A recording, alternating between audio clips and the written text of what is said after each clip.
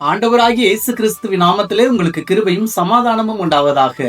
மற்றவர்கள் மேல மன கடினமா இல்லாமல் மற்றவர்களை மன்னித்து பாருங்க, மிகப்பெரிய ஆசீர்வாதம் வரும். 1 சாமுவேல் 30வது அதிகாரத்திலே வாசிக்கிறோம். தாவீது அமலேக்கியனிடத்திலே எல்லாவற்றையும் இழந்து போய்விட்டான்.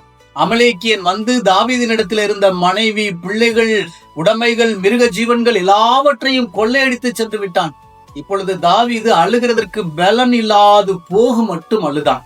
ஒரு மனிதன் அழுவதற்கு பலன் தேவையில்லை, பலவீனமே அள வைத்து விடும். தாவீதோடு கூட இருந்த எல்லா மனிதர்களும் தாவீதை கல்லறிந்து கொல்ல வேண்டும் என்று நினைக்கிறார்கள்.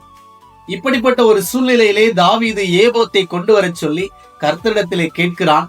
நான் அந்த தண்டை பின்தொடர்வேனா என்று கேட்கும் பொழுது கர்த்தர் சொல்லுகிறார், நீ போய் சகலத்தையும் திருப்பிக் கொள்ளுவாய் என்று சொல்லுகிறார்.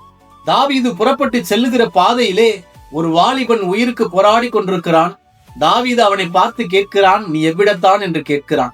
அதற்கு அந்த வாலிபன் சொல்லுகிறான், நான் ஒரு எகிப்தியன், நான் அமலேக்கிய படையிலே வேலை செய்கிறேன், நான் நோய்வாய்ப்பட்ட பொழுது என்னை இங்கேயே விட்டு சென்று விட்டார்கள் என்று சொல்லுகிறான். தேவ பிள்ளைகளே, தாவீது மன கடினமா இருந்திருந்தால், தாவீது மன்னிக்காமல் இருந்திருந்தால் அவனை அங்கேயே கொன்று போட்டிருக்கலாம், அந்த வாலிபனை கொன்றிருக்கலாம். ஆனாலும் தாவீது மன கடினமா இல்லாமல் மன்னித்து அவனுக்கு திராட்சை ரசத்தை குடிக்க கொடுத்து அப்பத்தையும் கொடுத்து சாப்பிட சொல்லுகிறான். அந்த வாலிபனுக்கு அன்னைக்கு தாவீது காட்டின இரக்கம் மனக்கடினம் இல்லாமல் இருந்தது. அமலேக்கியர்கள் இடத்திலே கூட்டிக் கொண்டு போகிறான். தாவீது அமலேக்கியர்களை மேற்கொண்டு தாவீது இழந்து போன மனைவிகள், பிள்ளைகள், உடைமைகள், மிருக ஜீவன்கள், ஆடு மாடுகள் என்று சொல்லி எல்லாவற்றையும் சகலத்தையும் திருப்பி கொண்டான். இதுல ஒரு பெரிய ஆசீர்வாதம் என்னன்னா, இது நாள் வரைக்கும் அமலேக்கியர்கள் எந்த தேசத்திலே கண்ணமிட்டு கொள்ளையிட்டார்களோ அவ்வளவு பொருட்களையும், உடைமைகளையும், ஒட்டகங்களையும், ஆடுகளையும், மாடுகளையும், மிருக ஜீவன்களையும் அவன் கொள்ளையிட்டு கொண்டு வருகிறான்.